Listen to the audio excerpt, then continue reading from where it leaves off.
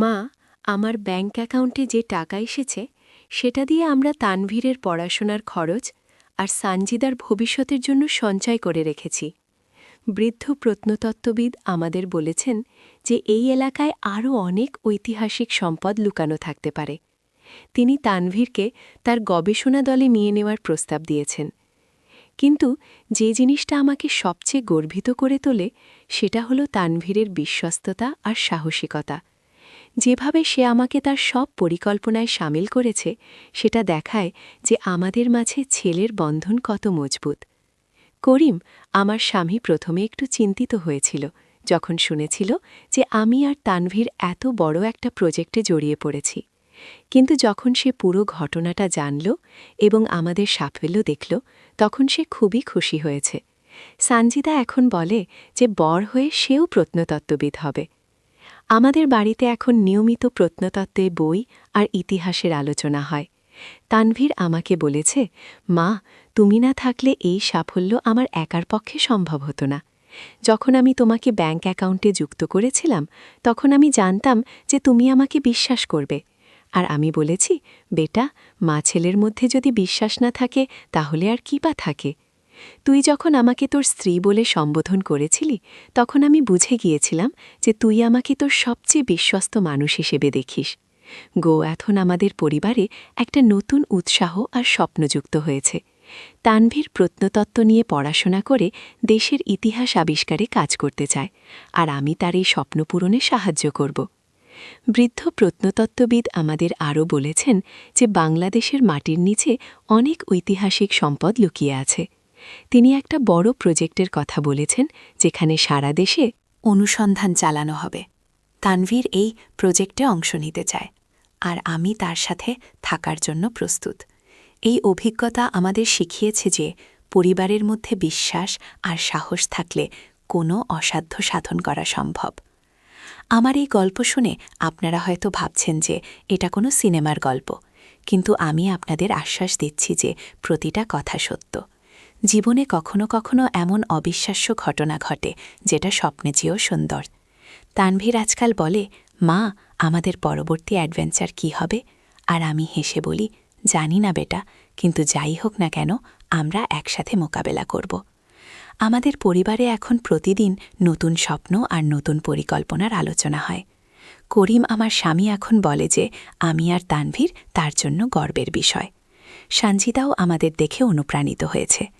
এই পুরো অভিজ্ঞতার সবচেয়ে বড় শিক্ষা হল যে পরিবারের সদস্যদের মধ্যে বিশ্বাস আর ভালোবাসা থাকলে জীবনের যে কোনো চ্যালেঞ্জ মোকাবেলা করা যায়।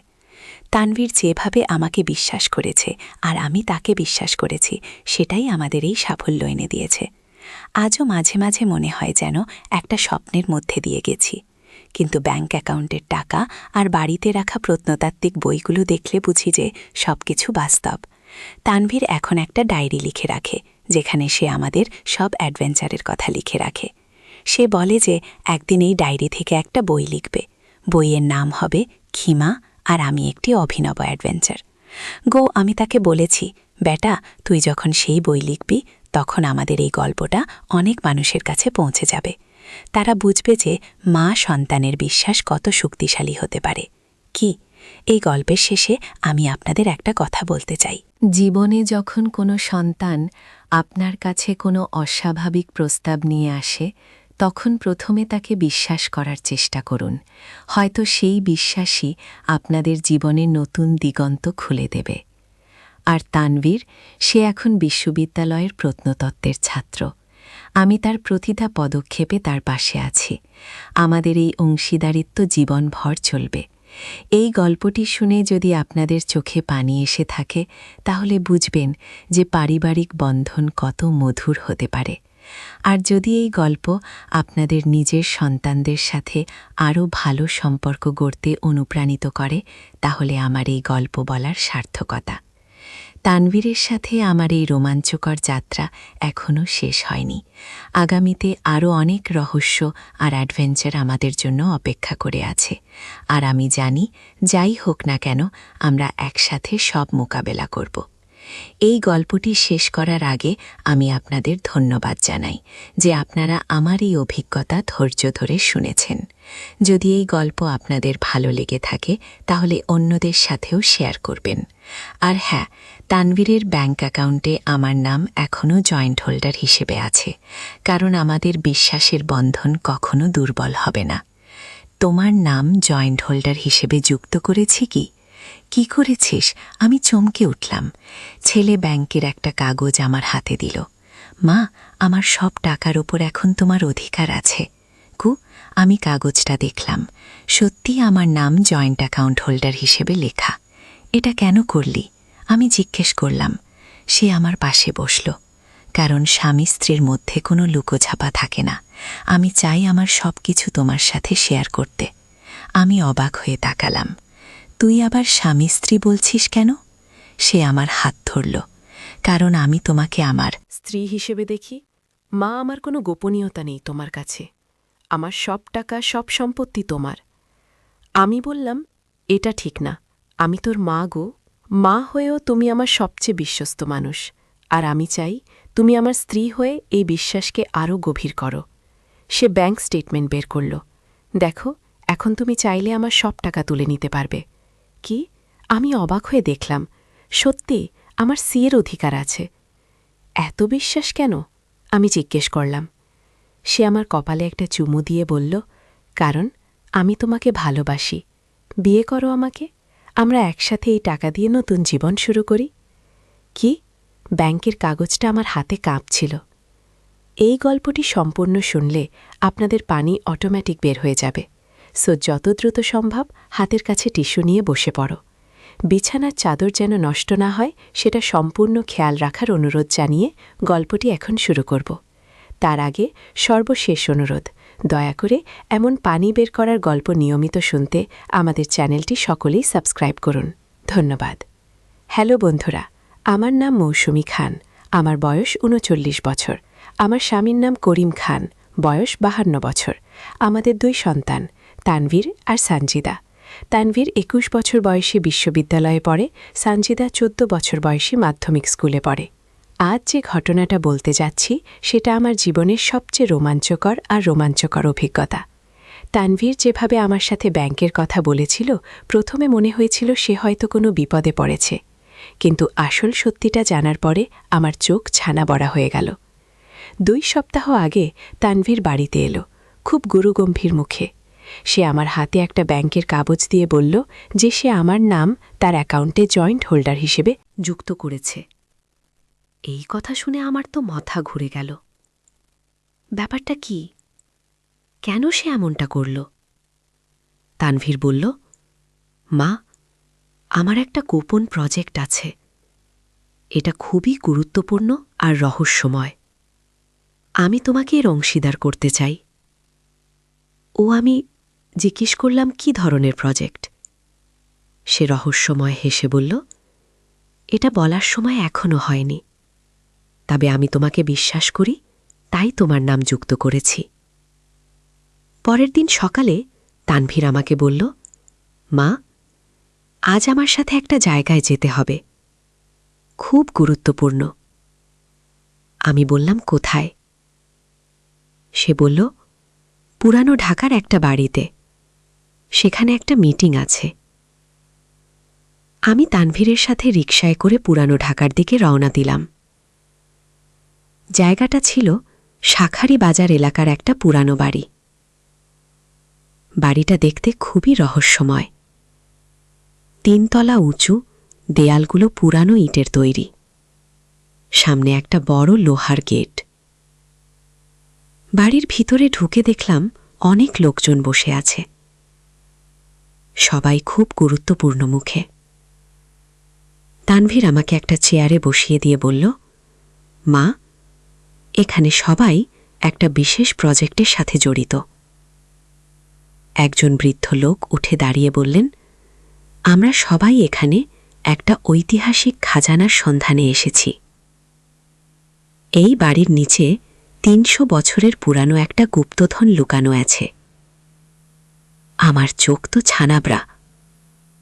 খাজানা, গুপ্তধন, এসব কি?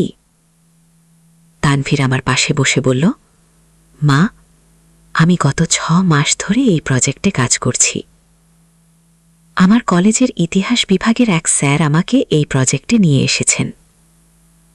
বৃদ্ধ লোকটি আবার বললেন, মুঘল আমলে এই বাড়িতে একজন বড় ব্যবসায়ী থাকতেন।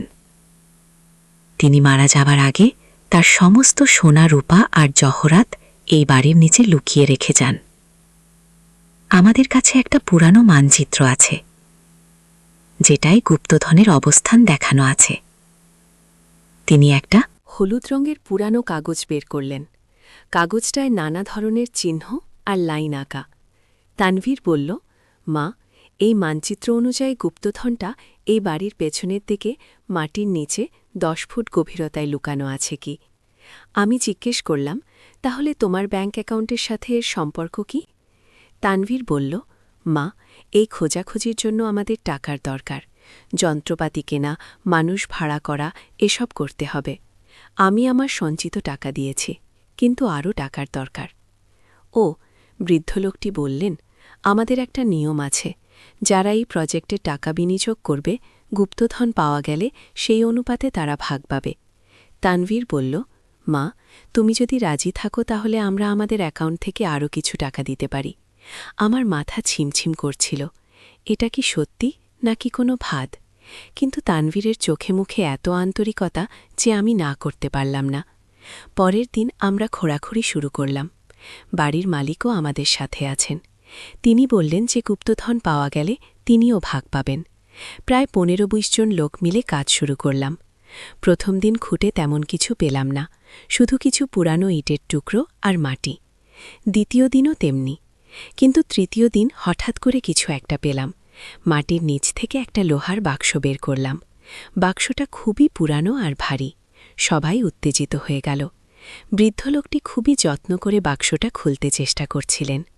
বাক্সটা খুলে দেখি ভিতরে অনেকগুলো পুরানো কয়েন আর কিছু জহরত। সত্যি, আসলেই গুপ্তধন। সবাই চিৎকার করে উঠল। তানভীর আমাকে জড়িয়ে ধরে বলল, মা, আমরা সফল হয়েছি। কিন্তু এখানেই শেষ নয়। বৃদ্ধ লোকটি বাক্সের একদম তলায় আরেকটা পুরানো কাগজ পেলেন।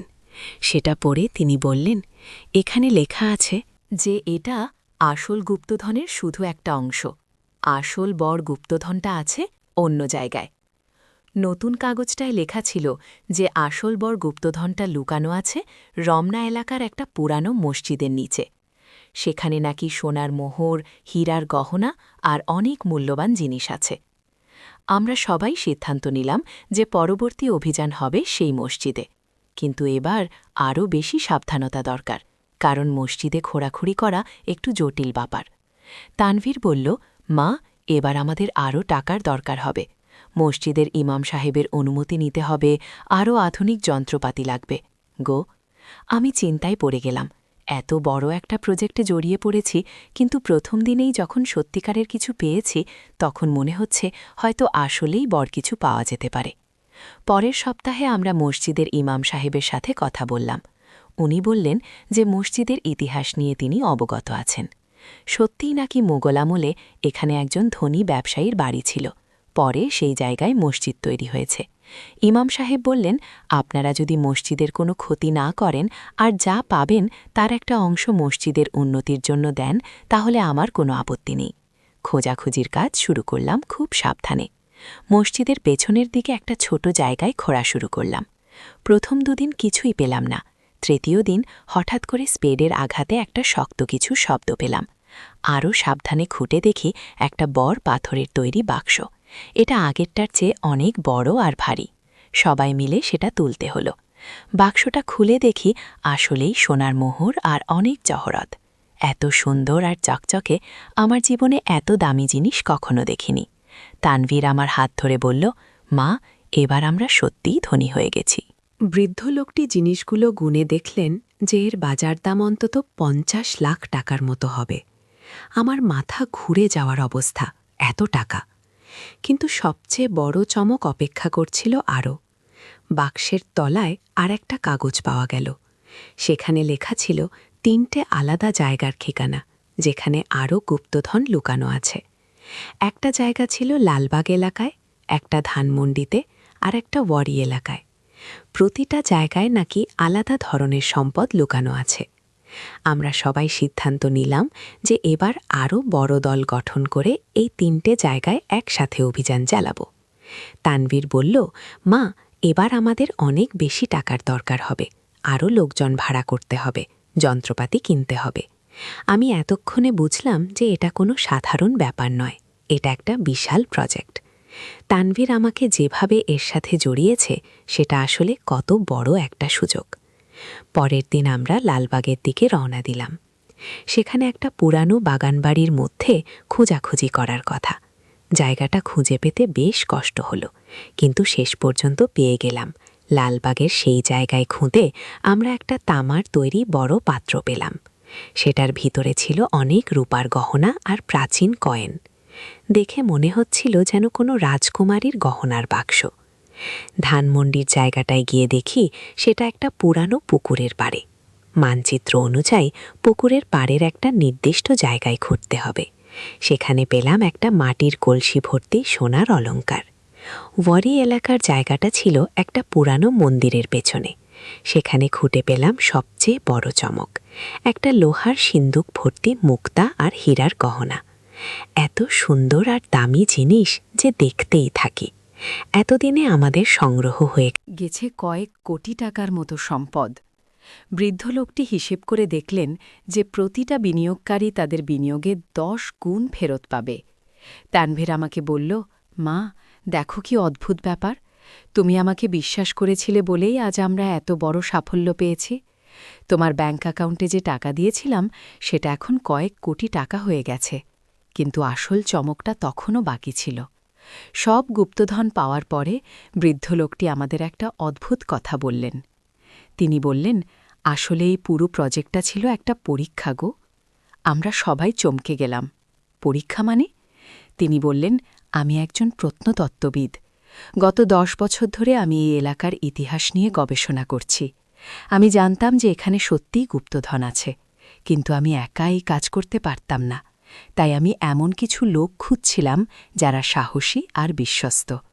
তানভীরকে আমি তার কলেজে খুঁজে পেয়েছিলাম। সে খুবই মেধাবী আর সাহসী। আমি তাকে এই প্রজেক্টে নিয়ে এসেছি, কিন্তু আমি দেখতে চেয়েছিলাম যে সে তার পরিবারের সাথে কতটা বিশ্বস্ত। যখন সে তার মায়ের নাম ব্যাঙ্ক অ্যাকাউন্টে যুক্ত করল এবং আপনি তাকে বিশ্বাস করলেন, তখনই আমি নিশ্চিত হলাম যে আপনারা সঠিক মানুষ গো। আমার চোখে তখন আনন্দের জল। তানভীর আমাকে জড়িয়ে ধরে বলল, মা, তুমি আমাকে বিশ্বাস করেছিলে বলেই আমরা আজ এই সাফল্য পেয়েছি। বৃদ্ধ লোকটি আরও বললেন, এখন আপনাদের সামনে একটা বড় দায়িত্ব আছে। এই প্রাচীন সম্পদগুলো জাতীয় সম্পদ। এগুলো জাদুঘরে দান করতে হবে। তবে সরকার আপনাদের যথাযথ পুরস্কার দেবে। কি? আমরা সবাই সম্মত হলাম। পরে জানা গেল যে সরকার আমাদের পাওয়া প্রত্নসম্পদের জন্য 3 কোটি টাকা পুরস্কার দিয়েছে। আমাদের মধ্যে সেটা ভাগ হয়ে আমরা প্রত্যেকেই বেশ ভালো একটা অঙ্কের টাকা পেয়েছি। কিন্তু সবচেয়ে বড় পাওয়া ছিল তানভীরের সাথে আমার সম্পর্কটা। আমার ছেলে আমাকে কতটা বিশ্বাস করে এবং আমিও তাকে কতটা বিশ্বাস করি সেটাই পুরো অভিজ্ঞতায় প্রমাণিত হয়েছে। আজ যখন এই গল্পটা বলছি তখনও মনে হয় যেন একটা স্বপ্ন দেখেছিলাম। তানভীর এখন প্রত্নতত্ত্ব নিয়ে পড়াশোনা করতে চায়, আর আমি তার এই স্বপ্নে পূর্ণ সাহায্য করব। Bank account. সকালে ছেলের হাতের চা খেতে খেতে সে হঠাৎ বলল, মা, আমি তোমাকে প্রপোজ করতে চাই। আমি হাসতে গিয়ে চা ছিটকে ফেললাম। সে টিস্যু দিয়ে আমার হাত মুছিয়ে দিতে দিতে বলল, আমি সিরিয়াস মা, আমি তোমাকে ভালোবাসি। আমি অবাক হয়ে বললাম, কি বলছিস তুই? সে আমার পাশে বসে চায়ের কাপ টেবিলে রেখে আমার 2 হাত ধরল। সকালে সূর্যের আলো তার মুখ উজ্জ্বল দেখাচ্ছিল। সে বলল, মা, তুমি আমার জীবনের সবচেয়ে প্রিয় মানুষ। তুমি আমার যত্ন নাও, আমাকে ভালোবাসো, আমার সব কথা শোনো। একজন স্ত্রী যেভাবে স্বামীর দেখাশোনা করে তুমিও তেমনি করো। আমি মাথা নেড়ে বললাম, এসব কি বলছিস তুই? কিন্তু সে আমার গাল স্পর্শ করে বলল, আমি তোমাকে একজন নারী হিসেবে দেখি মা। তুমি এত সুন্দর, এত আকর্ষণীয়। আমি তোমার প্রেমে পড়েছি। চায়ের গরম ভাপ আমাদের মাঝে উঠছিল। সে আমার কপালে চুমু দিয়ে বলল, মা, আমি তোমাকে বিয়ে করতে চাই। আমরা স্বামী স্ত্রী হয়ে থাকব। আমার হৃৎস্পন্দন বেড়ে গেল। সে আমার হাতের আঙ্গুলে আলতো করে চুমু দিয়ে বলল, তুমি আমার হবে। শুধু চায়ের কাপ আমার হাত থেকে পড়ে যাওয়ার উপক্রম হল। এই গল্পটি সম্পূর্ণ শুনলে আপনাদের পানি অটোমেটিক বের হয়ে যাবে। সো যত দ্রুত সম্ভব হাতের কাছে টিস্যু নিয়ে বসে পড়ুন। বিছানার চাদর যেন নষ্ট না হয় সেটা সম্পূর্ণ খেয়াল রাখার অনুরোধ জানিয়ে গল্পটি এখন শুরু করব। তার আগে সর্বশেষ অনুরোধ, দয়া করে এমন পানি বের করার গল্প নিয়মিত শুনতে আমাদের চ্যানেলটি সকলেই সাবস্ক্রাইব করুন। ধন্যবাদ। হ্যালো বন্ধুরা, আমার নাম প্রিয়াঙ্কা দত্ত। আমার বয়স 40 বছর। আমার স্বামীর নাম রাজীব দত্ত, বয়স 43 বছর। আমাদের 2 সন্তান, অভিজিৎ আর তন্বী। অভিজিৎ 21 বছর বয়সে ইউনিভার্সিটিতে পড়ে। তন্বী 14 বছর বয়সে স্কুলে যায়। আজ যে ঘটনাটা আপনাদের বলবো সেটা আমার জীবনের সবচেয়ে রহস্যময় এবং রোমাঞ্চকর অভিজ্ঞতা। এই গল্পে আছে পারিবারিক বন্ধন, রহস্য, অ্যাডভেঞ্চার আর এমন সব অজানা সত্য যা আমার পুরো জীবনটাই পাল্টে দিয়েছে। সেদিন সকালের কথা, আমি রান্নাঘরে চা বানাচ্ছিলাম। হঠাৎ অভিজিৎ এসে আমার পিছন ফিকে জড়িয়ে ধরে বলল, মা, তোমার সাথে একটা গুরুত্বপূর্ণ কথা আছে। আমি ভাবলাম নিশ্চয়ই কোনো পড়াশোনার ব্যাপার, কিন্তু যখন সে আমার কাঁধে মাথা রেখে বলল, মা, আমি তোমাকে অন্যরকমভাবে ভালোবাসি, তখনই আমার হৃদয়ে এক অদ্ভুত কম্পন অনুভব করলাম। আমি ঘুরে তার দিকে তাকিয়ে বললাম, কি বলছিস তুই অভি? সে আমার চোখের দিকে তাকিয়ে বলল, মা, তুমি আমার কাছে শুধু মা নও, তুমি একজন সুন্দর নারী। আমার হাত থেকে চায়ের কাপ পড়ে যাওয়ার উপক্রম হলো। সে তাড়াতাড়ি ধরে বলল, মা, আমি জানি এটা অস্বাভাবিক শোনাচ্ছে, কিন্তু আমি তোমাকে একজন পুরুষ হিসেবে চাই। আমি অবাক হয়ে বললাম, তুই কি বলছিস অভি? সব কি ভাবনা তোর মাথায়? কিন্তু সে আমার হাত ধরে বলল, মা, আমি তোমার প্রেমে পড়েছি। তুমি যখন শাড়ি পরো, যখন রান্না করো, যখন আমার যত্ন নাও, তখন আমার মনে হয় তুমি পৃথিবীর সবচেয়ে আকর্ষণীয় নারী। আমি তার কথা শুনে একদম হতবাক হয়ে গেলাম। সে আরও বলল, মা, আমি চাই তুমি আমার হও। আমি তোমাকে বিয়ে করতে চাই। আমরা একসাথে থাকব। আমার পুরো শরীর কাঁপছিল। সে আমার গালে হাত রেখে বলল, মা, তুমি এত সুন্দর, এত কামনীয়। আমি রাতে তোমার কথা ভেবে ঘুম আসে না। হঠাৎ করেই অভিজিতের চোখ দুটো অদ্ভুত রকম চকচক করতে লাগল। একটা নীলাভ আলো যেন তার চোখ থেকে বের হচ্ছিল। আমি ভয় পেয়ে পিছিয়ে গেলাম। সে বলল, মা, তুমি আমার প্রপোজাল নিয়ে ভাবো। আমি তোমাকে খুবই ভালোবাসি। বলেই সে আমার কপালে একটা গভীর চুমু খেল। আমি দৌড়ে আমার ঘরে চলে গেলাম। সারাদিন আমি ভাবতে থাকলাম, এটা কি হচ্ছে? আমার ছেলে আমার সাথে এরকম আচরণ করছে কেন? সন্ধ্যার দিকে রাজীব অফিস থেকে ফিরল। আমি তাকে সব বললাম। সে প্রথমে বিশ্বাস করতে পারল না। বলল, অভিজিৎ এরকম কিছু বলবে? তুই নিশ্চয়ই ভুল শুনেছিস। কিন্তু রাতে খাবার সময় অভিজিতের আচরণ দেখে রাজীবও বুঝতে পারে কিছু একটা গণ্ডগোল আছে। অভিজিৎ আমার দিকে এমনভাবে তাকাচ্ছিল যেন আমি তার প্রেমিকা। সে আমার হাতে খাবার তুলে দিতে চাইল, আমার পাশে বসতে চাইল, এমনকি একবার আমার কাঁধে হাত রাখার চেষ্টাও করেছিল। রাতে আমরা শুতে যাওয়ার পর রাজীব আমাকে বলল, আমিও দেখেছি, অভিজিতের আচরণ খুবই অদ্ভুত। কাল আমি ওর সাথে কথা বলবো। কিন্তু সে রাতেই আরও বিচিত্র ঘটনা ঘটল। রাত ৩টের সময় আমার ঘুম ভেঙে গেল একটা অদ্ভুত শব্দ শুনে। মনে হচ্ছিল কেউ যেন বারান্দায় হাঁটাহাঁটি করছে। আমি আস্তে করে জানালার কাছে গিয়ে দেখি অভিজিৎ বারান্দায় দাঁড়িয়ে আছে। কিন্তু সে একা নয়, তার সাথে আরও কয়েকজন লোক আছে। আর সবচেয়ে আশ্চর্যের ব্যাপার হলো, তারা সবাই অদ্ভুত কালো পোশাক পরে আছে, আর তাদের চোখে একই রকম নীলাভ আলো চকচক করছে। আমি ভয়ে কাঁপতে কাঁপতে রাজীবকে ডাকলাম।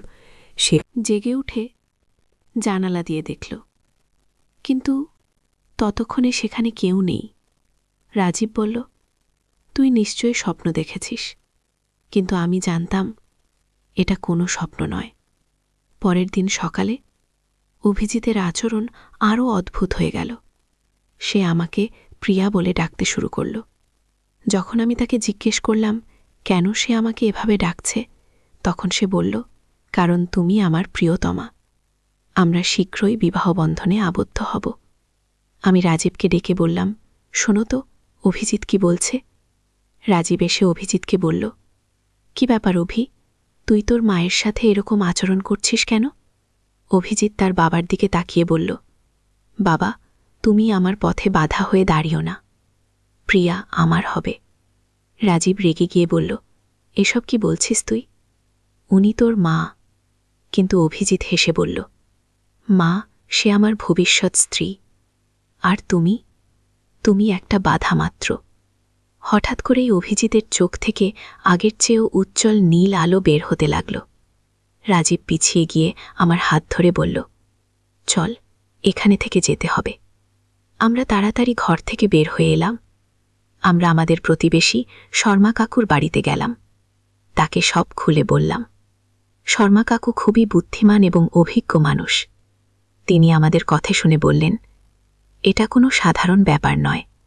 মনে হচ্ছে অভিজিতের উপর কোনো অশোক শক্তির প্রভাব পড়েছে। শর্মা কাকু আরও বললেন, আমি এরকম ঘটনার কথা আগেও শুনেছি। এটাকে বলে মানসিক নিয়ন্ত্রণ বা মাইন্ড কন্ট্রোল। কেউ অভিজিতের মস্তিষ্ককে প্রভাবিত করেছে। আমি জিজ্ঞেস করলাম, কিন্তু কে এরকম করবে এবং কেনই বা করবে?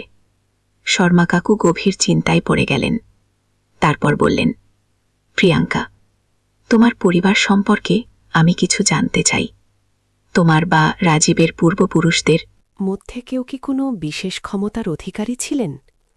আমি ভাবলাম আর বললাম, আমার দাদিমা খুব অদ্ভুত ছিলেন। লোকে বলতো তার নাকি ভবিষ্যৎ দেখার ক্ষমতা ছিল, আর আমার পর্দা নাকি কোনো গুপ্তবিদ্যায় পারদর্শী ছিলেন। শর্মা কাকু মাথা নেড়ে বললেন, তাহলে ব্যাপারটা পরিষ্কার। কেউ তোমার পারিবারিক রহস্য জানে এবং সেই সুযোগ নিয়ে অভিজিৎকে তাদের পুতুল বানিয়েছে। রাজীব জিজ্ঞেস করল, কিন্তু তাদের উদ্দেশ্যটা কি? শর্মা কাকু বললেন, সেটাই এখন খুঁজে বের করতে হবে। কিন্তু একটা বিষয় নিশ্চিত, অভিজিৎ আর তোমাদের ছেলে নেই, সে এখন ওদের নিয়ন্ত্রণে।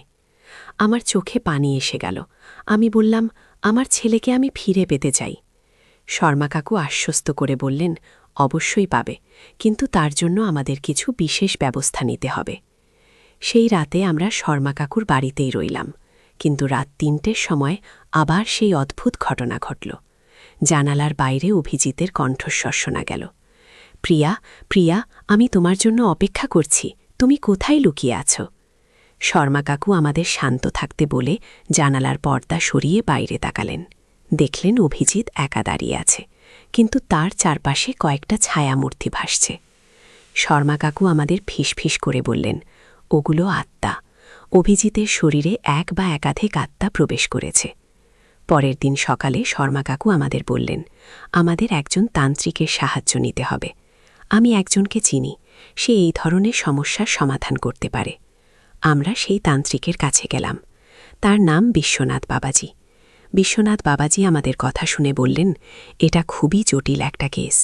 তোমাদের ছেলের উপর একটা প্রাচীন আত্মার প্রভাব পড়েছে। এই আত্মা বহু বছর ধরে একজন নারীর জন্য অপেক্ষা করছিল, আর সেই নারী হল তুমি, প্রিয়াঙ্কা। আমি অবাক হয়ে বললাম, আমি? কিন্তু কেন আমি, বাবাজি? বললেন, তোমার পূর্বজন্মে তুমি এই আত্মার প্রেমিকা ছিলে, কিন্তু সেই সময় তোমরা একসাথে হতে পারোনি। এখন সে তোমাকে পাওয়ার জন্য তোমার ছেলের শরীর দখল করেছে। রাজীব বলল, এসব কি সত্যি, বাবাজি? মাথা নেড়ে বললেন, সত্যি। আর এই আত্মা চায় প্রিয়াঙ্কাকে বিয়ে করতে। যতক্ষণ না সে তার ইচ্ছা পূরণ করতে পারবে, ততক্ষণ সে অভিজিতের শরীর ছাড়বে না। আমি ভয়ে কাঁপাতে কাঁপাতে বললাম, তাহলে আমার ছেলেকে ফিরে পাওয়ার কোনো উপায় নেই? বাবাজি বললেন, উপায় আছে, কিন্তু সেটা খুবই কঠিন। তোমাকে সেই আত্মার সাথে সরাসরি কথা বলতে হবে এবং তাকে বোঝাতে হবে যে এই ভালোবাসা অসম্ভব। বাবাজি আমাদের একটা বিশেষ পূজার আয়োজন করতে বললেন। সেই পূজার মাধ্যমে আমরা সেই আত্মার সাথে যোগাযোগ স্থাপন করতে পারব। রাত পোটার সময় পূজা শুরু হল। বাবাজি নানা রকম মন্ত্র পড়তে লাগলেন। হঠাৎ করেই অভিজিৎ সেখানে এসে হাজির হল। কিন্তু সে আর আমাদের অভিজিৎ নয়। তার চোখে সেই নীল আলো, তার কণ্ঠস্বর সম্পূর্ণ বদলে গেছে। সে বলল, প্রিয়া, আমি তোমার জন্য কত বছর অপেক্ষা করেছি। এবার আমি তোমাকে ছাড়ব না। আমি সাহস সঞ্চয় করে বললাম, তুমি কে? তুমি আমার ছেলেকে ছেড়ে দাও। সে হেসে বলল, আমি অর্জুন, তুমি আমার সীতা। আমরা পূর্বজন্মে একসাথে ছিলাম। বাবাজি বললেন, অর্জুন, তুমি ভুল করছ, এটা একটা ভিন্ন জন্ম। প্রিয়াঙ্কার এখন স্বামী আছে, সন্তান আছে। অর্জুন রেগে গিয়ে বলল, আমি কিছুই জানি না। সীতা আমার, আর আমি তাকে পাবই। তারপর সে আমার দিকে এগিয়ে এলো। বাবাজি তাড়াতাড়ি কিছু মন্ত্র পড়ে একটা সুরক্ষা বৃত্ত তৈরি করলেন। অর্জুন সেই বৃত্তে কাছে গিয়ে থেমে গেল।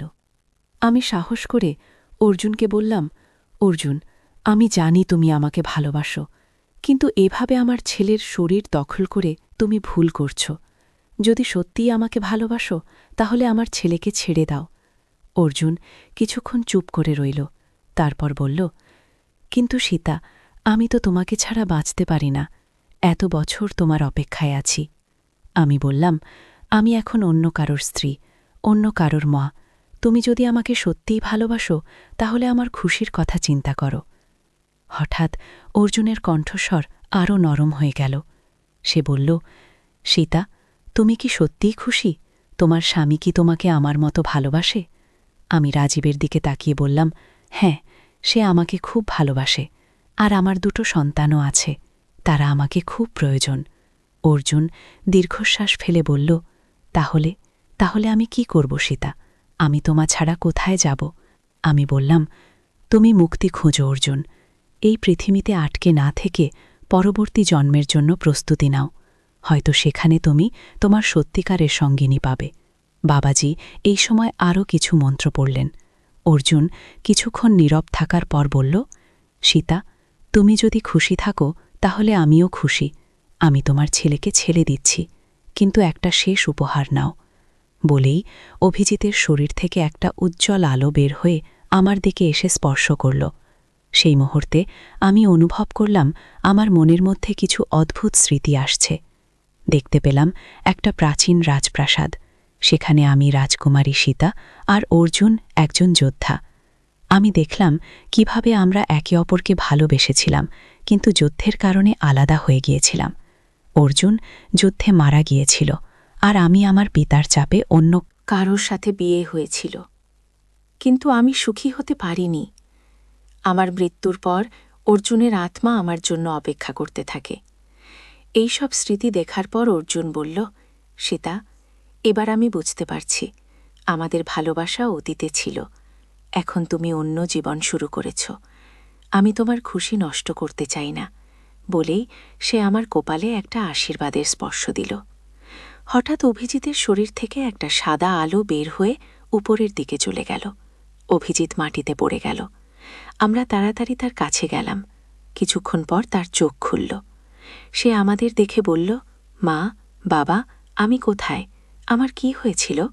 আমি কান্না করতে করতে তাকে জড়িয়ে ধরলাম। বললাম, কিছু না বাবা, তুমি অসুস্থ ছিলে, এখন ভালো হয়ে গেছ।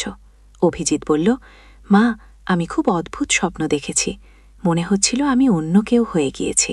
বাবাজি আমাদের বললেন, অভিজিতের কিছু মনে নেই, এটাই ভালো। তোমরা এখন ঘরে যেতে পারো, তবে কয়েকদিন সাবধানে থেকো। আমরা ঘরে ফিরে গেলাম।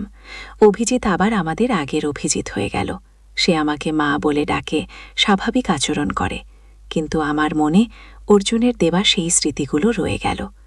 মাঝে মাঝে আমি ভাবি সেই পূর্বজন্মের কথা। অর্জুন আমাকে যে আশীর্বাদ দিয়ে গেছে সেটা আমার জীবনে অনেক পরিবর্তন এনেছে। আমি এখন স্বপ্নে ভবিষ্যতের কিছু ঘটনা দেখতে পাই। একদিন আমি স্বপ্নে দেখলাম আমাদের বাড়ির পিছনে একটা পুরানো কুয়ার মধ্যে একটা সোনার বাক্স লুকানো আছে।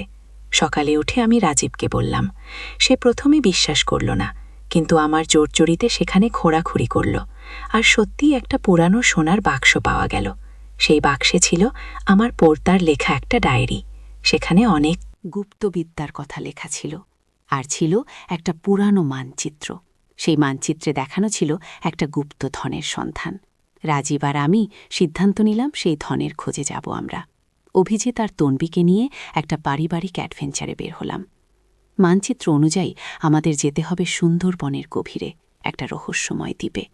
আমরা খুলনা থেকে একটা নৌকা ভাড়া করে সুন্দরবনে প্রবেশ করলাম।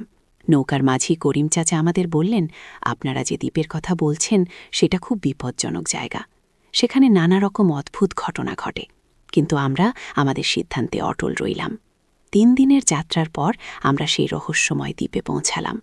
দ্বীপটা খুবই ছোট, কিন্তু ঘন জঙ্গলে ঢাকা।